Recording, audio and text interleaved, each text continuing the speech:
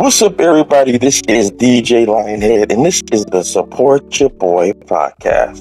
Now, we got a great guest today. We got a guest who is also a podcaster who does so much more that we don't even know about for the hip-hop community, for his own community, and more. He is the star and the podcaster, number one podcaster for the We Outside live cast. Mikey P. Give it up, you guys. I want Mikey P. Yeah. Blessings, bro. It's an honor, man. I appreciate the time today. Hey, no problem, man. So the first question I wanted to ask you is, how did you come up with the live cast? We Outside live cast. Randomly, honestly. I started, when I really got, truly serious about what I'm doing musically. It was one day, not that I remember the day or anything, April 28th, 2024. Me and my brother, Discreet, the other half of the live cast, we literally just decided to hop on Facebook and have a conversation about hip hop. It's something that's very near and dear to us. I grew up around it since I was about 8-9 years old. I've lived it ever since, and that's where it just started. Literally just started as a conversation about hip hop. And then we were like, yo, that was kind of cool. Let's do it next week. And then we're like, yo, that's kind of cool. Let's do it next week. And then it just kind of rolled. We started getting a format to it, structure to it, and it's evolved into, what it is today, which has been a true blessing with everything that we're doing, all the beautiful guests that we've had on, being a part of the Put the Guns Down movement. That was so privileged and honored to join Terry C. Carney Sr. And his team. Shout out to Suave Churchill, Justified. We've had Chili Chill from the Lynch Mob. We've had Justified Smith as a guest. We had Spice One. Tomorrow we got your girl, Miss Toy. Shout out to Miss Toy from the Lovely Radio Show. And yes, if y'all are wondering, is that Miss Toy from that Ice Cube track? You can do it, put your back and do it. I can do it, put your ass into it. So we got her tomorrow. Man, it's just something that we have a love and passion for, and that's what we do it for. I always tell everybody, we don't own the podcast, man. The culture owns the podcast. We just facilitate the conversation, bro. Oh, I love that. You had mentioned the Guns Down movement. Can you elaborate on that so people who don't know what it is can understand what it is, really?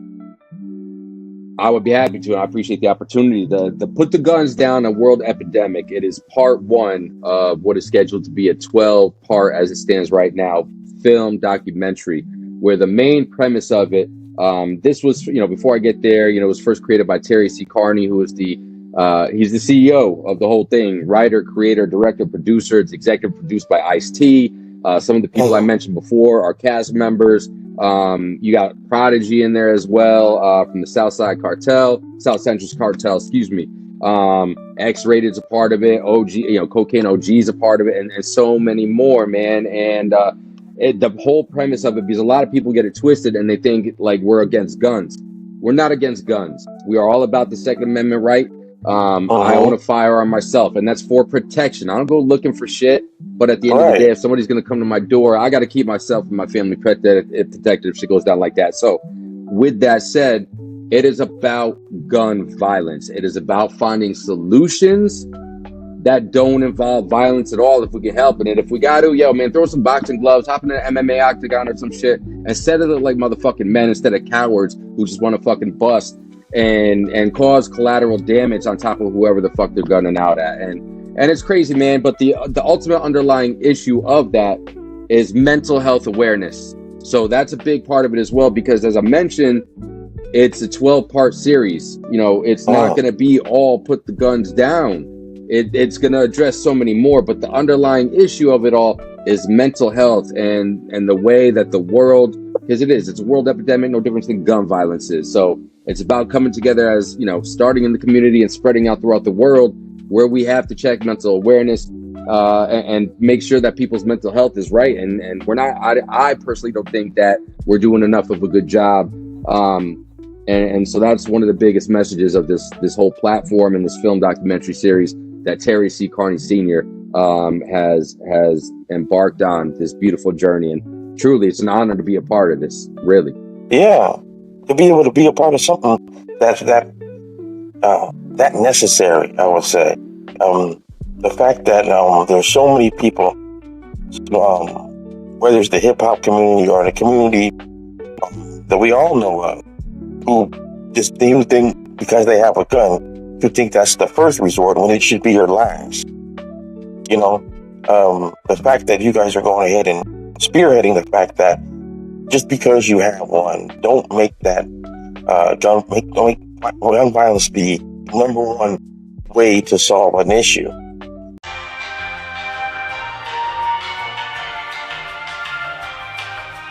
So, when you had said that the gun violence, it should, like I was saying, that should be like the last resort, and people are using it as their first. I do agree with you. It has to be some sort of mental issue or problems that probably has not been resolved, or they believe that the only way to handle that situation is to go to gun violence first. You know what I mean? I do believe that mental illness is plaguing a lot of the community. It doesn't matter if it's hip hop. I say the whole U.S. culture. Exactly. Mm-hmm. So I do think it's very important that you do this. Also, to add what you're doing, I believe if you heard of the show called Street Beefs. Yes. They also on the same kind of line of that, where they are, they had a lot of gun violence, and they feel like they started out having people who were beefing instead of going to the guns, going into the ring. I really stand by that, and also what you're doing, because it's along the same line. You know what I mean? The only thing you're doing differently is you're taking it to the people instead of having the people come to them. Absolutely, which is no easy task, honestly. Because a lot of people don't really want to hear it. A lot of people, think that they're just stuck in their ways, and like you were talking about, growing up in certain communities or environments, you become a product of environment, right? And it's that good old nature versus nurture type of shit. And nature's already a beast out in this motherfucker as it is. I think we can agree to that. And if you're nurtured, especially from a young age, into something that you believe is, and you, not only you believe, but you believe because this is all you've ever known. Like it's like that. It's like telling the pretty girl in school, right?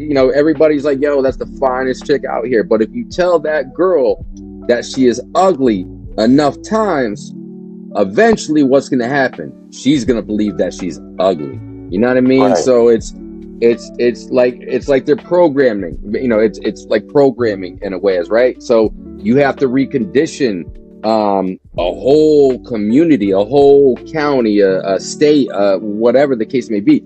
That's not easy. It's not going to happen overnight. No, it's not. And addressing mental illness is not cheap. Insurance these days is not cheap. And so the really sad part about it all is, man, it's like Pac once said, right? We have money for wars, but not to feed the poor. It's the same thing when it comes to mental illness. Let's feed the poor-minded people out there that are conditioned to think that this is the way to go when it's not. But it's not sexy.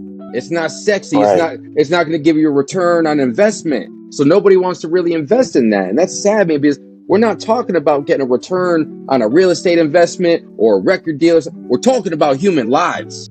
Right. Right. It's a and crazy they're using world. it for a profit. I've noticed most of the mental health issue communities or businesses, they will use well, if you want to go ahead and get these people better, we need you to set up this kind of fund for this. There does need to be more of a nonprofit mental health kind of community organization out there. And what you're doing, it's a start. It has to start somewhere. You know what I'm saying? It's a start. I appreciate that, because not many people want to do it. Nobody wants to toe that line. And you know what? I like doing things. And it was a privilege, like I said earlier, because I like doing things that people said that can't be done.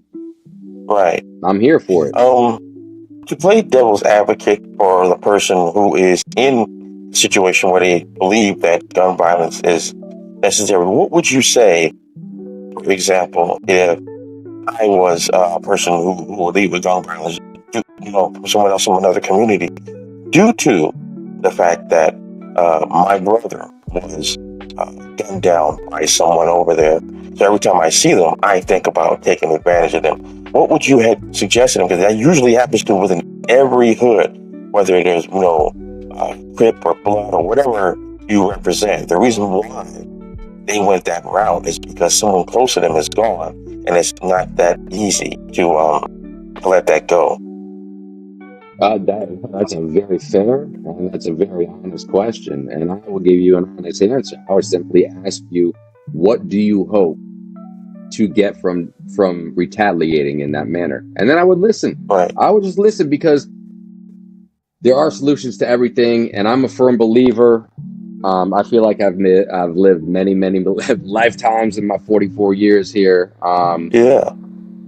Why? What are you hoping to get out of it? What do you think that you can get out of that you cannot accomplish in simply having a conversation? Because open communication at that, if you're truly going to listen to somebody and talk to somebody instead of speaking to somebody, there's a difference. Yeah. There's a difference. There's a big difference there. So it's like the 80-20 rule in communication, right?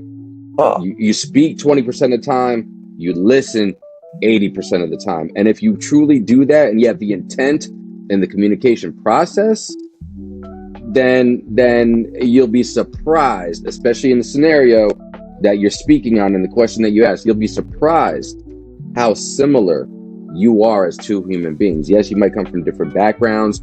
Yes, there might be a different, whatever class you want to give it, socioeconomic, religious, whatever the case might be. But a lot of people at the end of the day want a lot of the same things. So why not be able to achieve that together? And we've already, in the scenario that you asked, we already lost your brother, right? Why do you want to go take out somebody else's brother? Why are you going to take out somebody else's sister, mother, whatever the case might be, or the collateral damage? Because the follow-up question I would ask after you would answer that, if you would answer that for me, would be, right, what do you think is going to come out of you taking somebody else's life, whether you're retaliating or, even more importantly, the collateral damage of it all? Like the amount of children, that fall into collateral damage, let alone just, other adults that have nothing to do with what's going on in that scenario.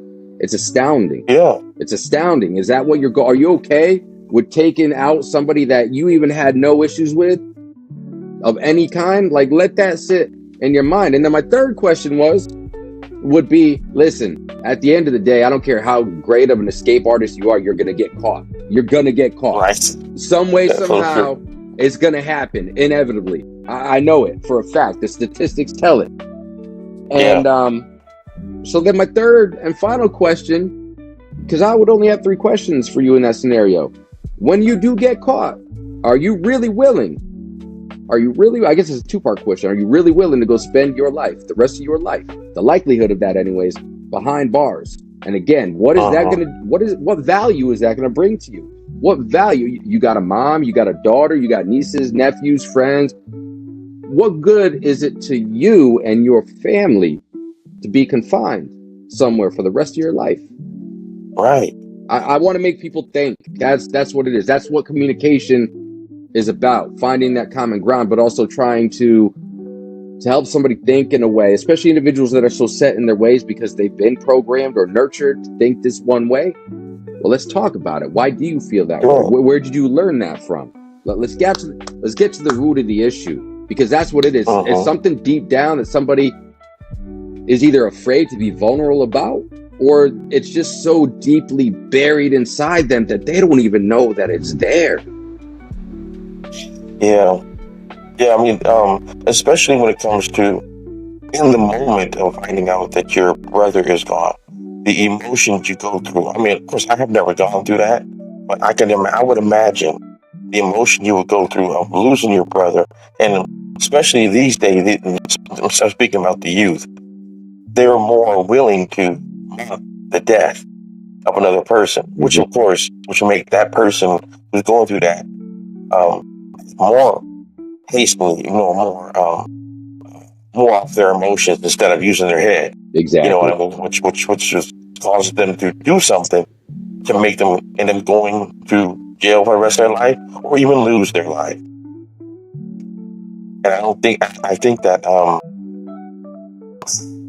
to be able to reach someone like that it is tough, because so much emotion is beyond them that they're gonna act before they think, and it's so tough to get them to think before they act in that emotional state, and that's where the mental health issue, I believe, lies. Do you agree? Oh, 100%. Because you were talking on something earlier about mental health. It's not just like it's not violence related. It's not hood related necessarily. Think about it from this perspective, because mental health is a big umbrella.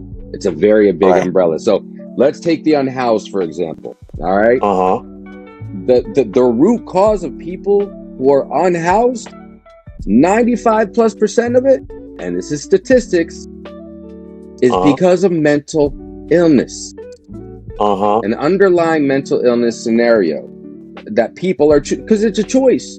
In a lot of scenarios, it's a choice. Whether it's they're intently making that choice, or even if it's not intently being made because of that mental health issue. It's a bigger issue than just the gun violence. At the end of the day, it's a bigger issue than that. I agree. Another thing I wanted to talk to you about is it's going to be a little bit of a switching of the gears. You go for it, bro. Okay. Like you, I'm a podcaster myself. What are some of the difficulties you find to keep going? Because I have an issue with inconsistency and going after a certain guest that we believe that we want to talk to, and you may feel that they're just maybe you may be shooting a little too high. Do you feel that no matter what, a podcaster should even still try to after somebody, even though they may be too high, or just stay on level and try to build your way up as a podcaster moving in this podcasting world in 2025? Great question, because a lot of people, to the scenario that you're putting forth, someone that you feel is like on a different level than you, right? At the end of the day, and I have, what people consider no-name people, right? Those are our community heroes that we bring on. Those are people doing dope things at the local level. Those are people that have a dope story to tell. Just because somebody's not necessarily doing it on this grand stage doesn't mean that they don't have a story to tell. Doesn't mean that they're the most funniest fucking comedian out there. Doesn't mean that they're one of the dopest lyricists or singers out there. That just means that they're doing what they're doing because of the love and the passion that they have for it. And those are the type of individuals that we want on our podcast. So even when we are going after those names, like literally an hour before I hopped on the show with you, I reached out to D1. Oh, wow. I know that's how I got Unconventional Kings on our shows, because I don't come at them as Unconventional Kings. I don't come at them as D1. That's their names. That's what they're known by. But at the end of the day, just like I and you are having a conversation right now, we are humans. Yeah. We're all humans. So I simply come to them from the human element. And I share the appreciation that I have for them.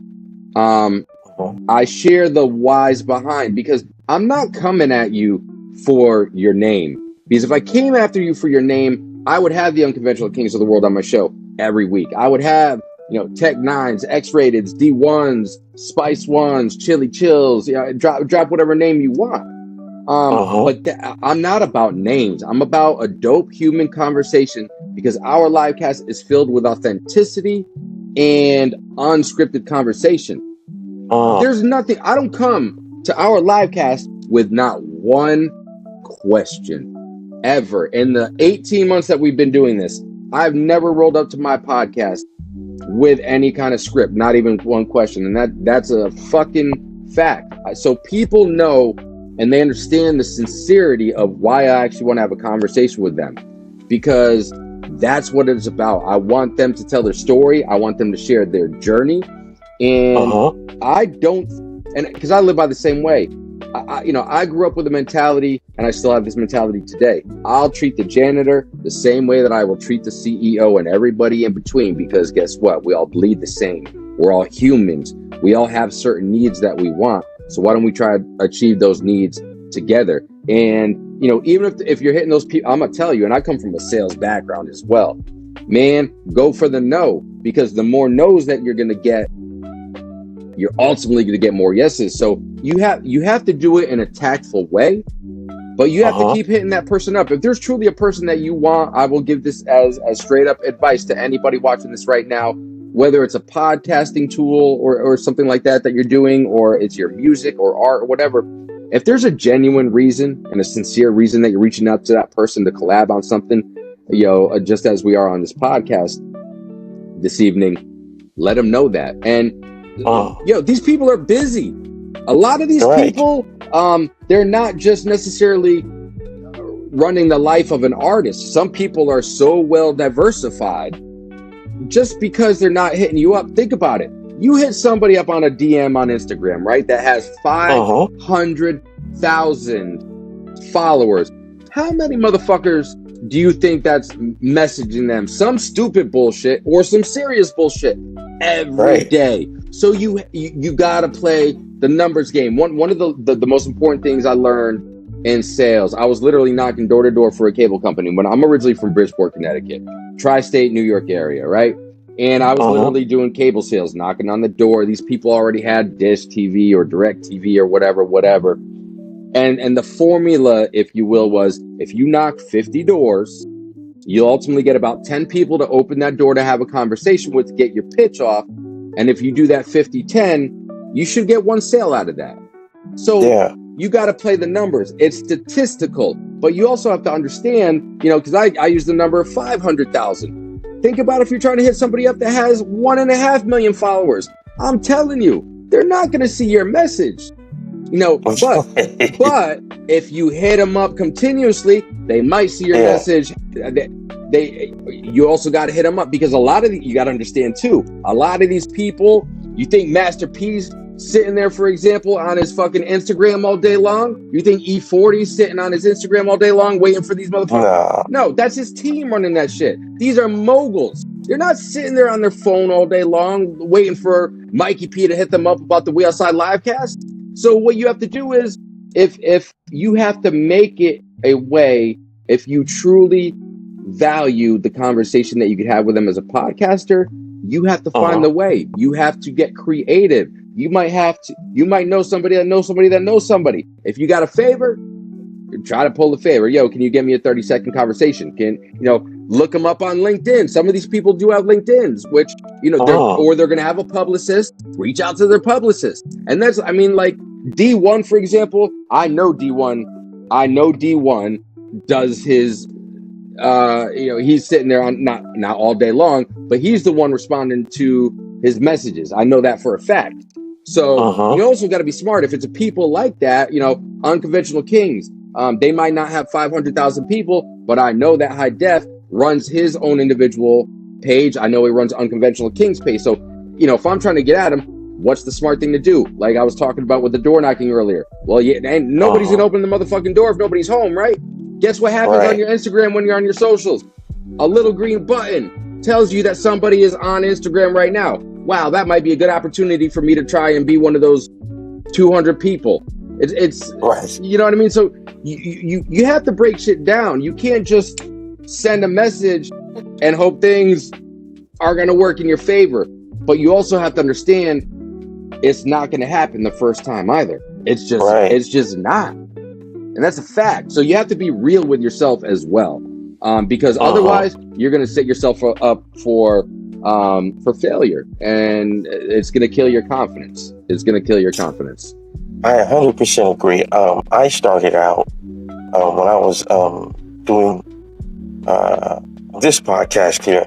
I went after some people, and I did it like you said. I did it once, and then once that But here's the part that was weird. I've never got a no, but I got a we'll see what happens. type of answer, and usually it materialize. But sometimes that can affect your confidence, like you said. So I totally agree that you don't usually keep trying, not bugging them, but of course keep taking shots. You can't really score if you don't shoot. You know what I mean? Not at all. So, and if I may, I'll offer up another piece of advice to you and anybody else that might be feeling that question that you had asked earlier.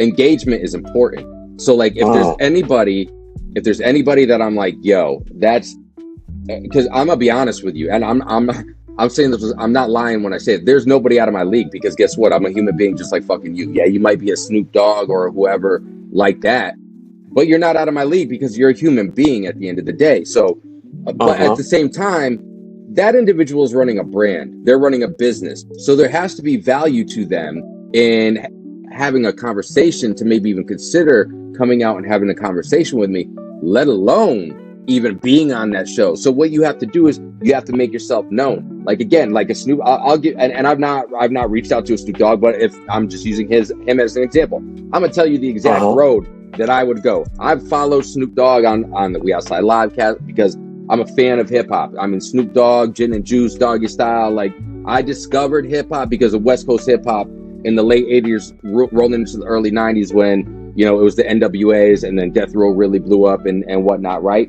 But if I was going to try to get myself, a conversation to ask Snoop Dogg, I'll do what I'm doing already now with him or other people. I'm engaging with his content. I'm shooting, when I'm going through my stories, if there's something that I like that I engage with, I'm going to engage with it. And when I say engage, people, I'm not just saying throw a fucking fire emoji or a thumbs up or a whatever. You have to have an understanding of the algorithm. If you do it enough, you do it the right way, you will gain favor with the algorithm where that individual, they might start seeing your content on their feed. So you have to, a big shout out to Damiza, Damian Young. If y'all are not up on Damiza, Damian Young, go follow Damian Young. This dude started out as working in a radio at like 14 years old. All right. This dude now, he has been the manager of Mariah Carey. He's actually, fun fact for y'all, he's actually the dude that broke Eminem. He broke Eminem. If y'all don't know the story, I'm not going to tell it to you. Go do your homework. Damiza, literally managed. He actually dated Mariah Carey as well at one point. I do remember that.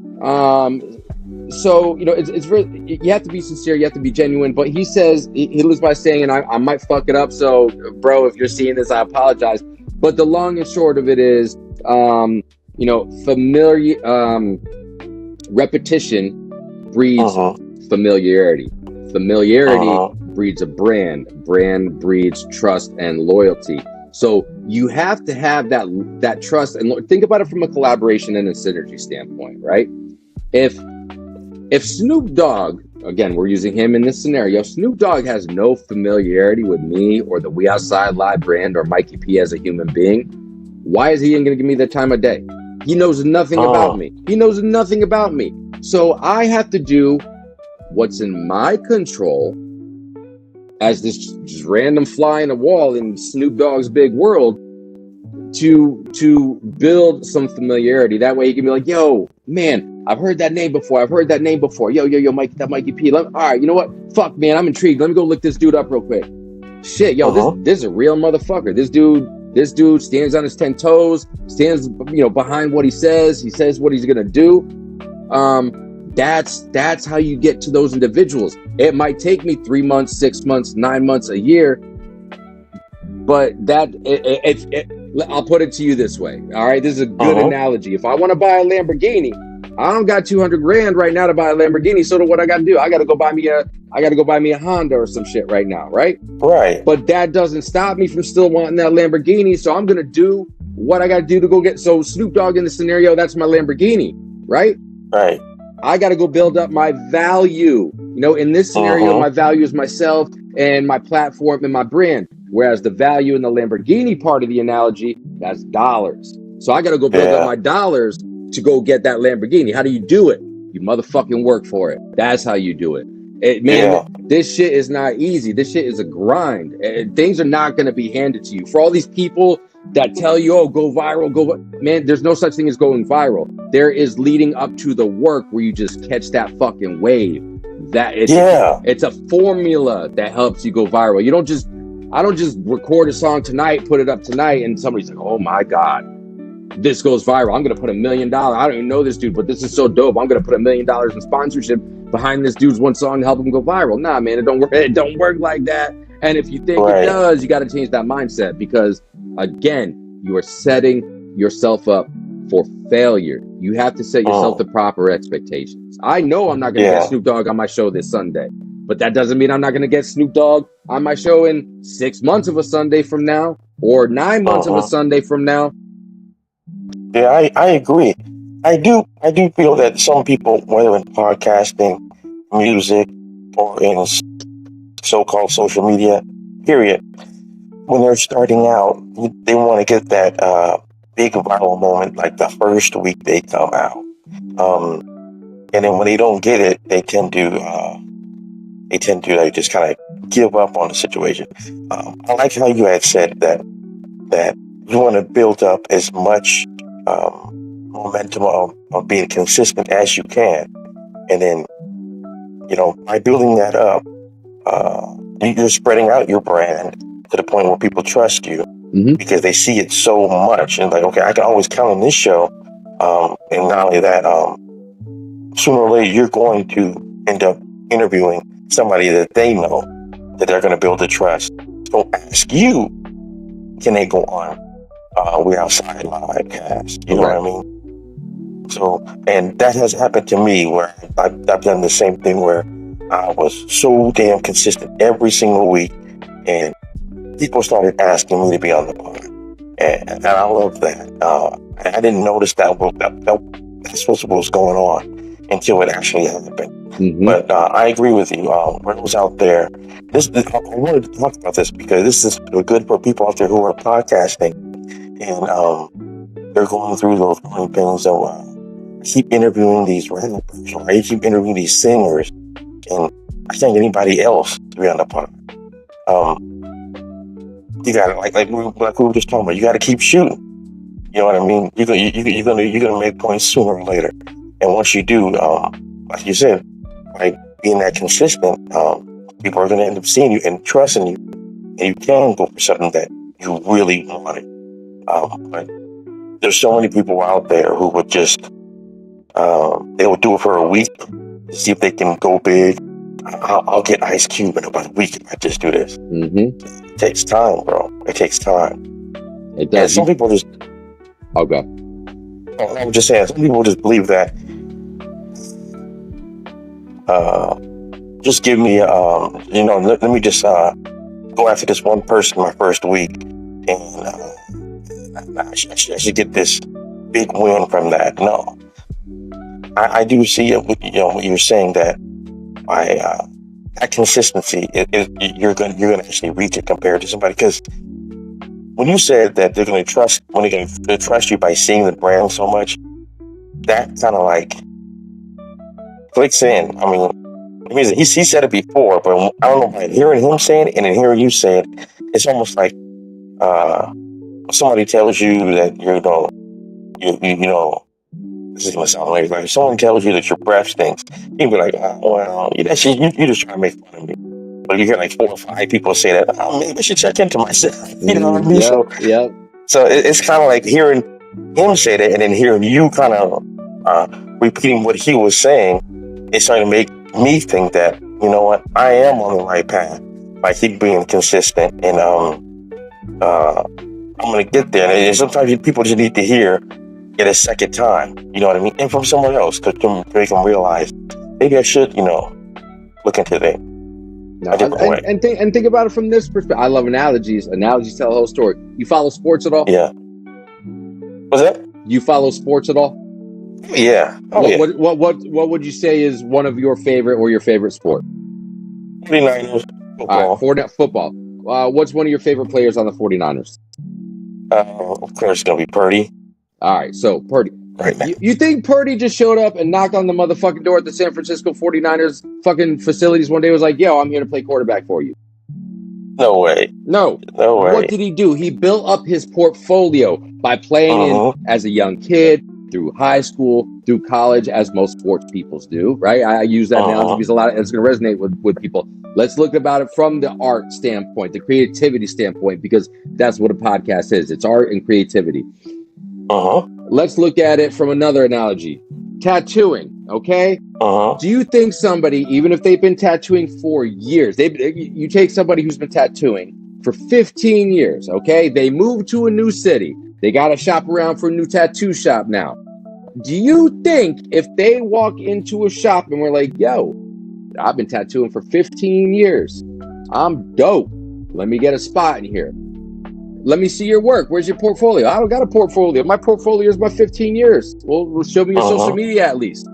If you can't show somebody, how are they supposed to believe in your brand? But not only that, I'm going to take it one step further. If you can't show somebody your work that you're supposed to be proud of after 15 years, why would they even believe in you if you're not proud enough to build up your own portfolio to share with people? Yeah, good point. You know, EPKs for artists out there. I was talking to a very, very dope human being who has spent very, very many years in this entertainment industry. She's like, yo, I'm A&R for an artist right now. And she's like, but this artist, she goes, she doesn't have an EPK. I want to shop her around the podcast, but she doesn't have an EPK. I ask her, why do you not have an EPK? I don't got no money. Why don't you got no money? Well, let me ask you a question. You smoke weed every day, right? Yeah. You're rolling with them backwoods, right? Yeah. So you're smoking, and she's like, she smokes those Gotti type of blunts. So like the long and short of it is she's probably dropping $150 in 2 to 3 days on weed. Do that math in a month's time frame. I'll tell you why you don't got no money. Because you're spending all your motherfucking money. Listen, I love smoking weed. I love smoking weed. I smoke. I don't drink. I'm an alcoholic. I haven't touched alcohol in 4 years. But I get down on my motherfucking weed, right? I haven't smoked weed in 4 weeks. You want to know why? Because I don't have the extra money right now for weed. Because you know what? Any money that I do have is going to my family. If I do have anything extra, it's going into my music or my promotion. If I don't have the money for that shit, guess who's doing it all? Me. Listen, I don't care how nice I think I am or am not. I'm not going to sit out here and think, yo, somebody should be doing this shit for me. Nah, it don't work like that, man. Because again, it goes back to that scenario. If I'm not believing in myself to put the background work for what I love and I'm passionate about, that is my art and music, why should somebody else believe in me? Why should somebody else want to invest in me if I'm not going to invest the time in myself? I might have bars. I might be one of the dopest lyricists fucking out here. But if I'm not putting the work in other than just spitting on the motherfucking mic, what good am I? Honestly, I'm just a dude who loves to fucking spit on lyrics. I'm not an artist if I'm not doing all the extra work that goes on behind it. And that's a motherfucking fact. You can stamp that shit with my name on it. Those people out there who are rappers and they believe that they're ready for the next level. And I'm not saying this isn't, it's what you need to be on the next level, but it is something that you need to be serious. For those of the ones who don't know what an EPK is, can you explain that to them so they can go ahead and it's going to start on where to go first and go to next in their career? I'd be happy to. It's basically, it's like your resume, right? It's an electronic version of your resume. It's any tracks, professionally radio quality. I don't mean radio edited, but if you're going to fucking take like a demo to a radio station, you got to have quality music that you're sharing for a demo type of scenario. Pictures, shows, video clips. It's your resume as an artist. It's the same thing that I was talking about as that tattoo artist who has to walk in with their portfolio. Give me a second real quick. Not even. Okay. Give me like 3 seconds because this is perfect. Okay. My wife, now all the art that you see behind me, some of it, what you can see, my wife is an aspiring tattoo artist. You know what I'm holding in my hand? You want to know what I'm holding in my hand right now? What is that? Her portfolio. So, her portfolio.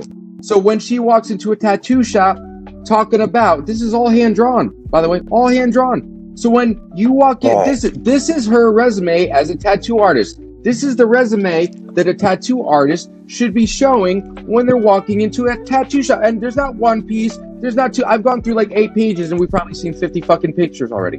And there's more. This is just what she could fit in this portfolio. And guess what? It's all kinds of different things. Don't be a one-trick fucking pony. So the EPK, that's your resume as an artist. If you don't have a resume, you shouldn't be knocking on doors asking for a motherfucking job. What you need to be focusing on is building up your resume. That's my advice to an aspiring artist of any kind. Most certainly a rapper, because listen, man, I'm gonna be honest. I've known some really dope lyricists in my lifetime. I know some really dope rappers, and I'm gonna tell you this right now: we are never gonna fucking hear from them. You want to know why? Because they think their shit don't stink so much that they're not willing to put their resume together to shop around. This is a business. If you're trying to make money as an artist, this is a business. You have to understand that. There's the artistry part of it, but there's the business side of it as well. And if you're not willing to do the work, the operations in the business, like any other brand or business that functions at a very high quality, you're barking up the wrong tree. You got to put that back end work in. So for those people who feel like that they're ready for the next level and to actually show their resume, and they just learn about the EPK right now because they heard Mikey P, where would they get an EPK to get one started? Go Google it. Google it, because it's honestly, like, for real, ChatGPT. Like, you literally ChatGPT. Like, if you're not sure, I use ChatGPT for certain things. I run or am a part of or a consultant in probably 7 different businesses. I have to balance my life out. So to help as many thoughts that I have in my head that I can't sit here and write down on a fucking piece of paper or on a computer all the time, I use my homie, and that's what I call my ChatGPT. That's my homie. Because my homie hooks me up all the time, and my homie's not going to bitch back at me either as my business partner, right? So, and if you don't even want to put in that work, you got to go get yourself an A&R, or at a bare minimum, you got to get yourself a publicist, because a publicist is going to know exactly what to do, how to build it. But again, literally, right in front of me, I got 3 different electronic devices in front of me right now. 90,000+% of the people in the world these days have a phone. Everything that you want knowledge-wise is right on your. Don't be fucking lazy. That's what I would tell them.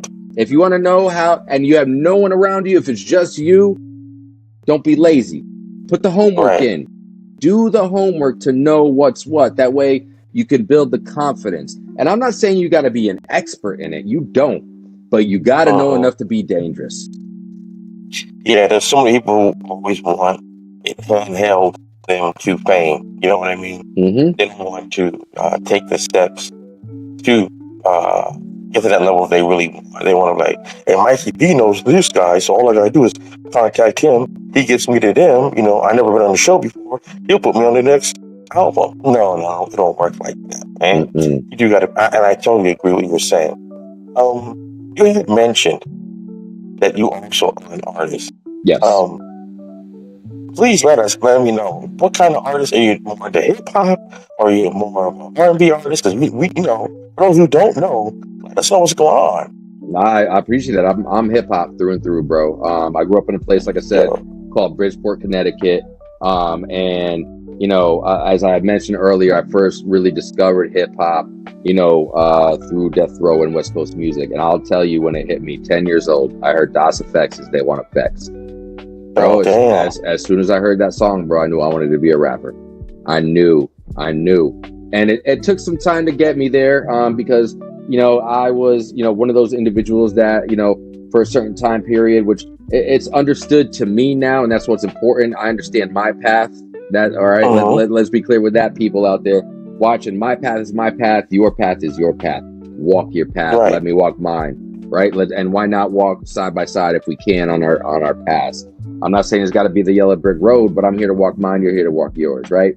And Exactly. I fell victim to, society tells you, well, after high school you got to go to college and you get your degree and you got to go work in the corporate world and you got to get engaged and you got to get married and you got to build a family. Nah, man, for some people maybe, and I did that, bro, and that led me to a life of sadness, of alcoholism, Uh-huh.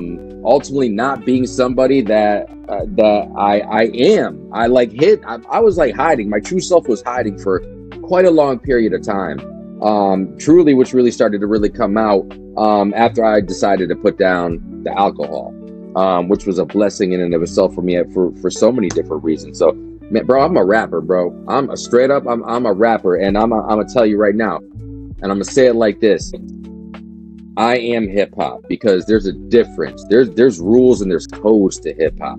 Go find out what those are, because unless you live by the rules and the code of hip hop, you're nothing more than a rapper. Do not call yourself a hip hop artist. Do not, because you're not. There's a difference. There's completely just no different than a beat maker is a beat maker and a producer is a producer. Two completely different things. A recording artist is a recording artist. A performing artist is a performing artist. Some can do both, but at the end of the day, they're both the same. If you want to be a two-way sport player like Neon Dion, that's what we're talking about. But some people are just recording artists, and that's all they're ever going to be. And there's nothing wrong with that. I'm a stand on, don't call yourself hip hop if you're not following the codes, because you ain't nothing more than a rapper, and you might be a very good one, and that's what you are. You are a rapper. You are not a hip hop artist, and that's true. Let me ask you this: where should we find your music? Because trust me, I am going to be checking it out, and I want people who are on my podcast to be checking it out. I appreciate it. I'm sure they will. I appreciate that, King. So right now, I dropped my first EP last November. It was under my old moniker. I went by the time as Wonder Mike on this EP for a couple different reasons, but this project is called Full Circle. It's streaming everywhere, your Apples, anywhere you can stream music. Honestly, I have half of the album up on my YouTube channel, which is I'm Just Mikey P is my YouTube channel. So you can find some of there, but you can stream the whole EP right there. It's literally my entire life. Literally, the first track of the EP is called Origin Story, and it starts off 3/13, 1981. Mr. and Mrs. Palabra, you have a newborn baby son. Have you ever known the feeling of being number one? Pressure so much, create diamonds. Budding as new branch has uncertainties. So literally, that's how I start the EP. That was the first line. Literally, my birth was the first line, and the last song was literally up until literally that moment in my life. So drop that in November, and then in December, and you can find this right now because I'm in the process of this challenge, phase 2 of this challenge that I put myself on in December, the Golden Era 100 track salute. So let me explain real quick. It was a cold December day. I live in Kansas City, Missouri now. I was still living in Oklahoma City at the time. And it was a Thursday afternoon, and I was on the phone via Messenger with Discreet, and I had literally for the first time ever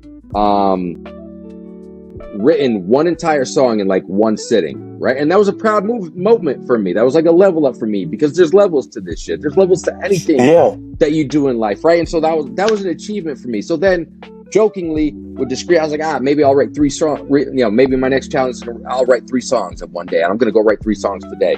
And then somehow, I don't even know why, but I was like, you know what? Maybe I'll just write 100 tracks in less than 30 days. Wow. And I gave that jokingly, but then I'm a dude. If I say something, I'm going to do it, jokingly or not. So I said it out loud. It was real life now. Shit, I got to go write 100 tracks in 30 days.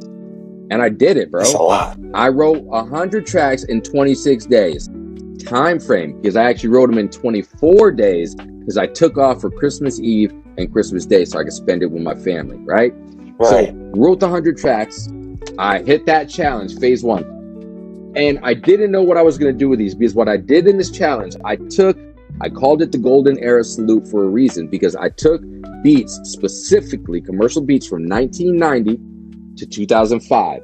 Some of my favorites, Friends, family, fans. Once they knew what I was doing, they were like, yo, I would love to hear you on this. Yo, do this track. Yo, do this, blah, blah, blah, blah, blah, blah. I did it all.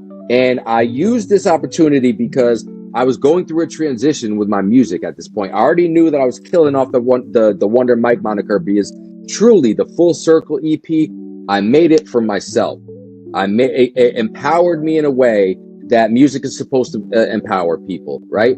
And what I did was I chose to share that with people at the end. It's not for anybody but me, but I chose to share it with people because I know people are going to hear some of my stories and my experiences, and it's going to resonate with them. And they're like, yo, that sounds like that's fucking my life or a chapter of my life. And that's what I wanted it for. I wanted to share my empowerment with other people that ultimately it was meant to be heard by, not listened to, but heard by, the message in it. Because anything that I put out there, it's an authentic message. There's no bullshit in there, because there's power to my fucking stories and my music, right? So I say that to say this. I'm going through my moniker change. I'm going through a complete revamp because I worked with my brother Jay Peasy. If y'all are not familiar with Jay Peasy from Kansas City, he is the producer of Tech Nine's newest project, 5816 Forest Ave. Side note, Jay, this is the only album, and I think this is Tech's 17th studio album or something like that. This is the only album that Tech ever had only one producer on every song. That's crazy. Every song, bro. Because these days people have like 10 to 15. Yep.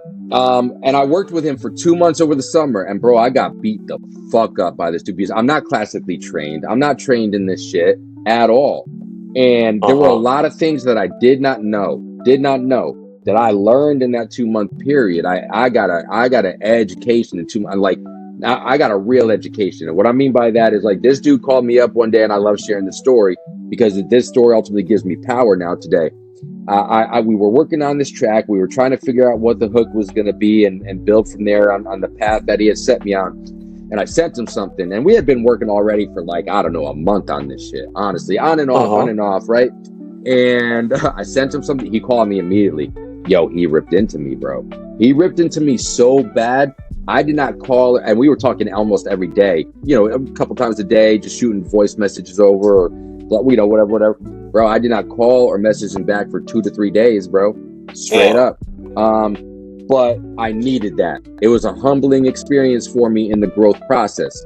So I say that, of course, because we're on the Golden Era Salute, and I use the Golden Era Salute going through a moniker change, going through a cadence change, a flow change, a tone change, literally blew everything up because I had never been produced ever before. The cool thing for me, honestly, about the Full Circle EP, I produced the whole thing. I've never done anything like this ever before in my motherfucking life, bro. So I'm damn proud of that. I'm damn proud of what that project is and what it means to me ultimately as the foundation that I was able to grow from, because I used the the Golden Era 100 track salute, which today, by the way, is day 43. Today, I spit this afternoon at 1 o'clock. It's recorded. I'm going to release it after our conversation. I got down to Biggie Smalls, Who Shot Ya?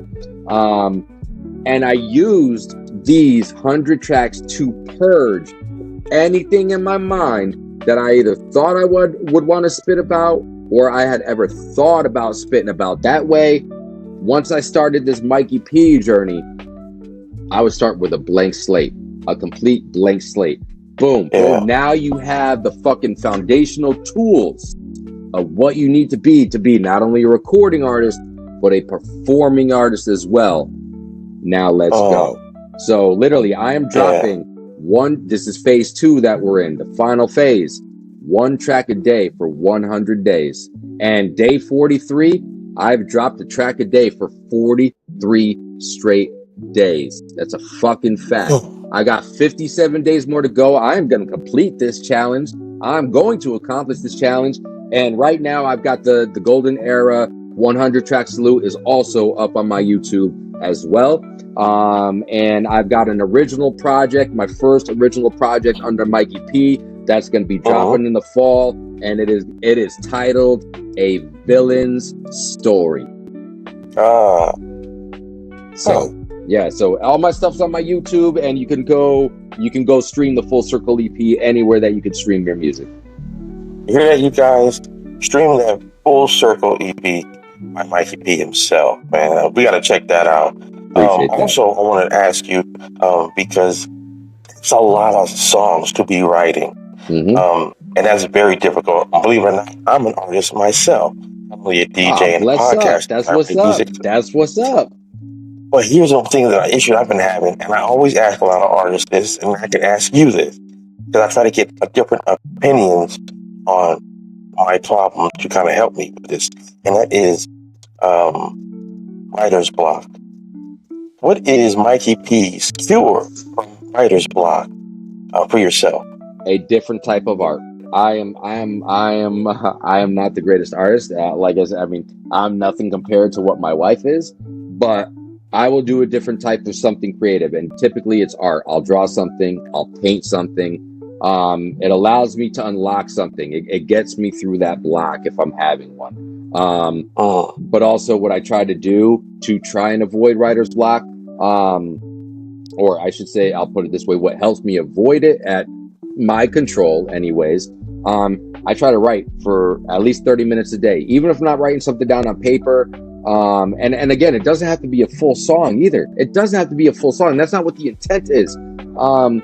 And that's the beautiful thing about it. I might write notes in my phone. I might be spitting shit in my head. I work out, I work outside a lot. If I'm not in a place where I can write something, I'm at least running shit in my head. So at least I'm working my brain to build that repetition that you were talking about earlier, to build that consistency that some people, I'm no different than anybody. Like I fell victim, to not being consistent on certain things in the past. But what I've done from that, I've taken the lessons of, well, what did I not do, or what could I do differently in the future to be more consistent? And then I just do that. So I'm trying to get some kind of repetition in every single day. And that's been a very, very big help with me. But if I ever do find myself in that moment, if I'm working on a project intently and I'm just like, man, I don't know what the fuck to do, I'm going to go draw. I'm going to go paint.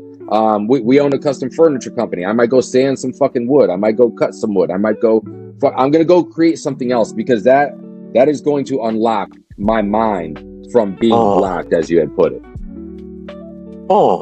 Okay. So I like what you were saying, that that repetition will break the consistency on doing something. I like the fact that the way you had put that, because some people will think that, I'm pretty sure we all had this when we wrote our song. And you write something down, like, oh, this is why I need to put this down. This is not. When you get to that point where you write something down that is not pleasing, you're like, what the hell am I doing? How do you get back to it knowing 10 minutes ago you wrote something that was just BS to you? I chalk it up to as part of the process. Like I don't get to that next level without going through funky ass shit like I just wrote. But you also, in that moment though, you have to be honest with yourself. You have to be. You can't look at something and be like, that's fire. But if you like really look at it as like a fan, I mean, look at it as a fan. But like, would I want to listen to something like that as a fan? And if no, then if that shit's whack, well, that was just part of the process. Doesn't mean you have to put it out. Here's for example, Dr. Dre, with new artists that work with Dr. Dre. Dr. Dre will make you write and record 100 songs, and then he'll take the best 12. Damn. So you got to go through that process, because it's the balance of life. It's the yin and the yang. Like, you don't have good without bad. You don't have the Yankees without the Red Sox. You don't have the Tar Heels without the Blue Devils. You know what I mean? You don't have, in your case, you don't have the 49ers without the Rams, as far as like that. It's a balancing act. So there's going to be good. There's going to be bad. But I think the easiest thing for me as well these days, knowing where I'm at in my level, because I'm going to tell you, bro, like for real, the last year, the work that I've put in behind the scenes, I'm gonna be a fucking problem out here. Let me tell you that right now. You heard it here first on the Support Your Boy podcast. Mikey P is gonna be a problem. You're gonna be hearing a lot of this motherfucker right here. The confidence comes with the consistency. And if I write something whack or I spit something whack, that just means the next thing I'm gonna spit is gonna be fucking straight fire. and Yeah. it becomes easier. And I'll give you, for example, when I started recording on this golden era salute in the beginning, because one caveat here, people, two caveats I'll give you. Number one, when I started recording, and now mind you, I wrote these lyrics back in December, 100 tracks in 26 days. I didn't have the time to sit there and look at my lyrics. I had to finish one and I had to go on to the next like a motherfucking Jay-Z song, right? So boom. So I decided in June, because I started releasing them like the last week of June. So 2 weeks before the release, I was like, all right, I'm going to record these. Phase 2, I'm going to record these. I had not looked at these lyrics since I had written them back in December. So we're talking 7 months, 8 months. In the beginning, like the first, I don't know, 10, 15, 20, something like that. It would take me on average, because what I'm doing, there's no production. I'm doing it the true hip hop way. I'm taking the beat and I'm spitting everything from start to finish. Now, let's be very clear here. Not looking at something for 8 months. You've got to get your cadence. You've got to get your flow. Your timing's got to be there. I ultimately had to, maybe take out a word, change a syllable to make all that shit add up and line up correctly, right? But once I get that take where I'm like, okay, boom, I've got it. I feel it. My flow's good. My cadence is good. Everything matches up. I'm ready. Let's record this motherfucker in one take. Whether there's a hook or not, a bridge or not, 40 bars straight through or not, I start the beat and I'm doing it all by myself. There's nobody here but me doing this shit. Hit the beat, hit record on my program, the mic's right there, and I go. Start to finish, no production. I'm not doing 4 bars. Oh, those are the best 4 bars I've done. I'm not doing 8 bars. Let's piece them together. Nah. Give me the beat, and I'm going to give you the motherfucking bars to it. And that's how I'm doing every single one of these tracks. So, in the beginning, it is. But, again, the confidence that's coming with that, I'll explain it in literal numbers and timing. In the beginning, it was taking me about an hour to get through each of those takes, right? To be like, okay, I feel good enough about this where I'm ready to one take record. Today, bro, day 43 yesterday, day 43 today, day 41. Day 41 was Down with the Kings by Shout, and the salute that day was to Run DMC, of course. It took me 3 run-throughs to get me my one full take that I hit. It took me about 10 minutes total, and I had that track recorded in 10 minutes. So from 1 hour on average, now, because on today's, it took me probably about 25 minutes. I had a lot of not mental shit going on, but there were some things that was just on my mind, because like I said, I run a bunch of different things. So in the midst of running or consulting or being a part of 7 different businesses, I'm also doing this fucking challenge. So today it took me 25 minutes, but it's still not the hour that it was taking me when I started this journey 42 days ago. Man, you are really sharpening that blade. I'm not lying, bro. I'm not. Call me biased if you want. You can say whatever. I know who I am. I know what my path is. I'm gonna be a motherfucking problem. Like some of the shit that you're hearing already that's on the playlist on my YouTube. Yo, bro. Number 24. Timbaland Magoo, Clock Strikes. Yo, bro. Straight up, I went to town on that. Yo, all due respect to Timbaland and Magoo. Right. My version, and I'm saying this confidently as a fan, because I'm a fan of hip hop first and foremost. As a fan of hip hop, because the cool thing about this challenge too, I'm not hearing them until I share them with everybody out there on that respective day. Because again, I don't have the time to sit there and listen. I got to get on to the next one. I got to get on to my next business meeting. I got to get on to my next consultant meeting. I got to go sand some fucking whatever the fuck I got to do. So that's a really cool, but I'll tell you right now, number 24, Clock Strikes, my version is better than the original version. Number 28, I did Dr. Dre and Snoop Dogg's Next Episode. Bro, I flamed that shit. I straight up flamed that shit. 100%. Y'all could be the judge for yourself. That's cool. Right. But I know for a fact I flamed that shit. Oh my goodness. But it is it's the repetition, it's the confidence. You could probably tell the confidence in me is at a level that it has never been at with this music shit, bro. If people don't know my name now today, they're gonna know soon enough. I know that's a fucking fact, bro. And I say that with confidence, not with cockiness. I say that because I'm confident in my ability, and I'm only gonna get better. Gonna get better.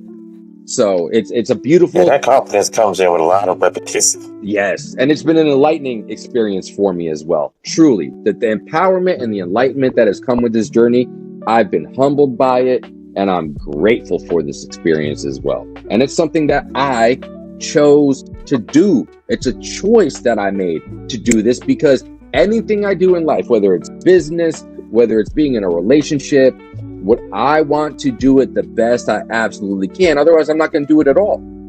Yeah. And again, especially if it's something that I have passion and a respect about, like this hip hop culture. Well, if I'm going to do it, I'm going to do it the absolute best way I possibly can. And that's exactly what I'm doing. And I am not going to stop.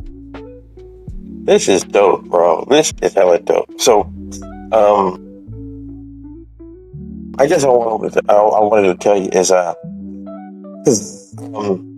there's so much I want to talk to you about, but at this time, I think we're just gonna make this possibly a part one to the conversation, because I want to get more into the music. I've enjoyed this with you. I would if you want to have me on for a part two, I would welcome that. It would, again, just as this part one, if that's what ends up being part one.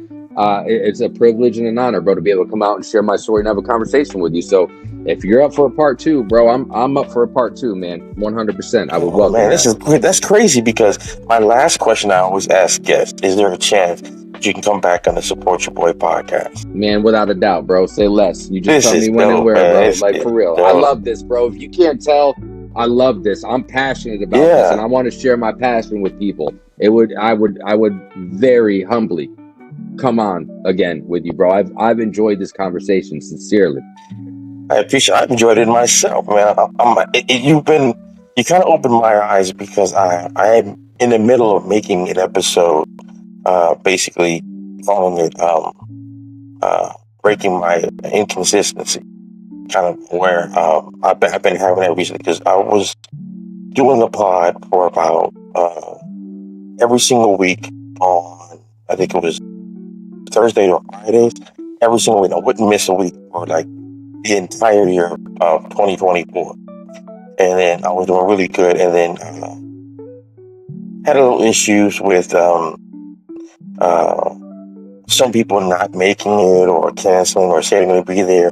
I'm ready to keep going, and then they get the last text saying, not going to make it, or got something else going on. And they started to get to me a little bit, so I had those kind of issues. But you gave me a lot of inspiration to keep going, and I appreciate that, and thank you for that, bro. You're welcome, and even aside from this conversation, bro, we're obviously linked in, bro. I'll say this as one of the last things that I'll just openly say to myself, and you ride out however you want to ride out with this part one here with us.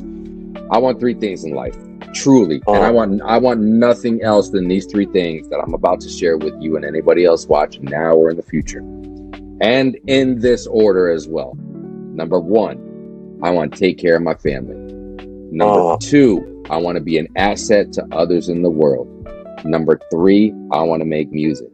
That's it. I don't want anything else. Because if I'm doing those three things, and I'm doing those three things consistently, I'm getting everything that I want out of life. And I say those three things not to share them, but let's touch on number two. Pull me offline, bro. We're linked in, bro. We're locked in. You ever got a question, a thought?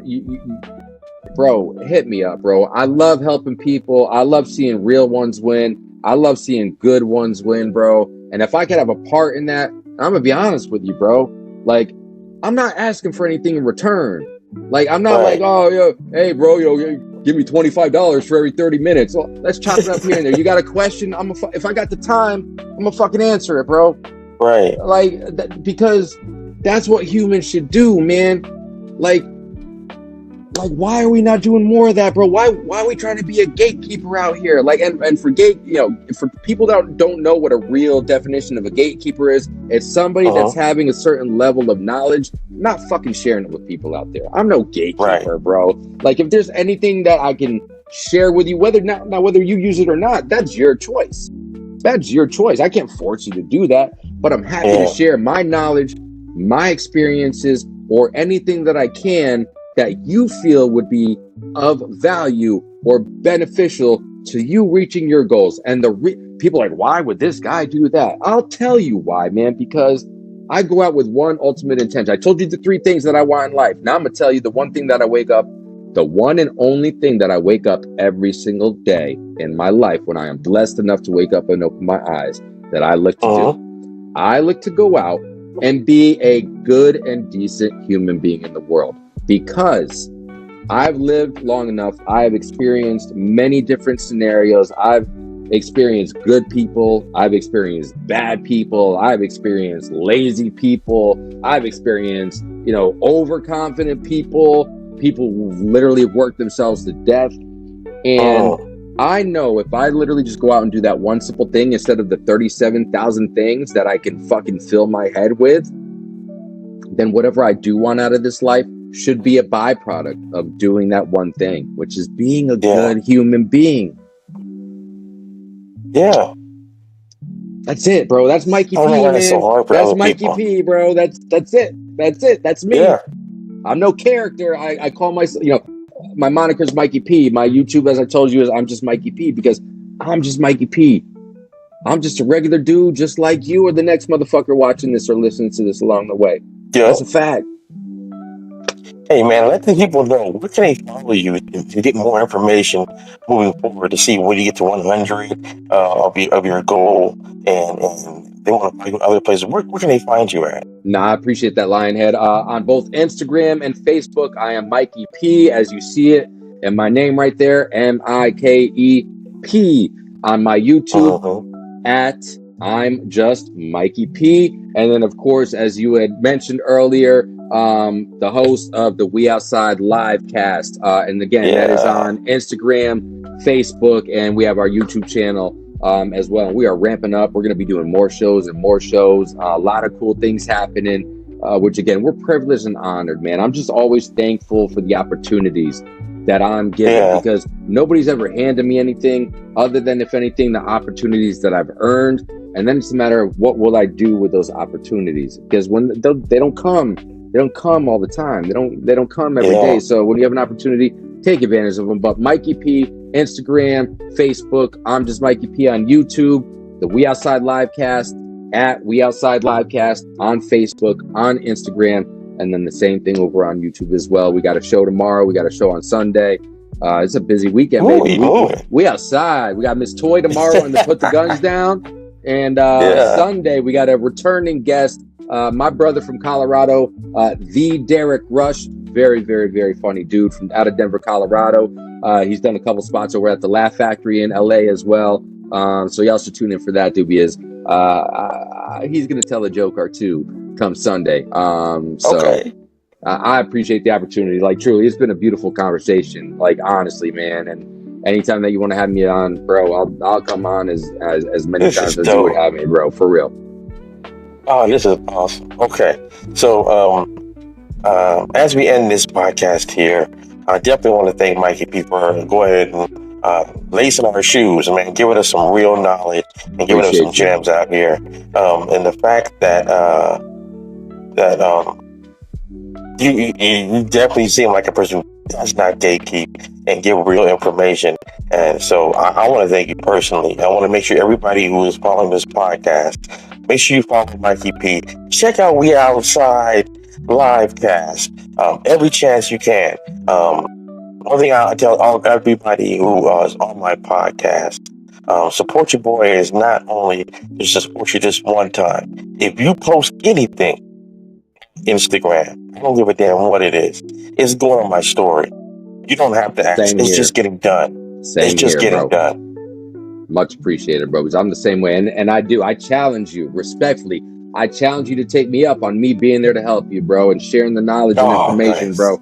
I challenge you, bro, because I always got my phone on me, bro. Always. Yeah. And if I'm not too far away from it. But no, I mean that sincerely, bro. So hit me up anytime. If I could ever help you or offer some knowledge or value, then truly, man, just hit me up. I'm here. I just want to help. That's all I want. Thank you, bro. Okay, you guys. This will be it for the podcast right now. To have the pleasure of having Mikey P on the podcast. I want to thank you for coming to the Sports Your Boy podcast. Yeah, there's so much more. There's so much you've given us right here, and the fact that you accepted to come back, oh, it's amazing. Again, I want to thank Mikey P for coming to Support Your Boy Thank podcast. you, bro. Thank you. Until then, everybody, peace.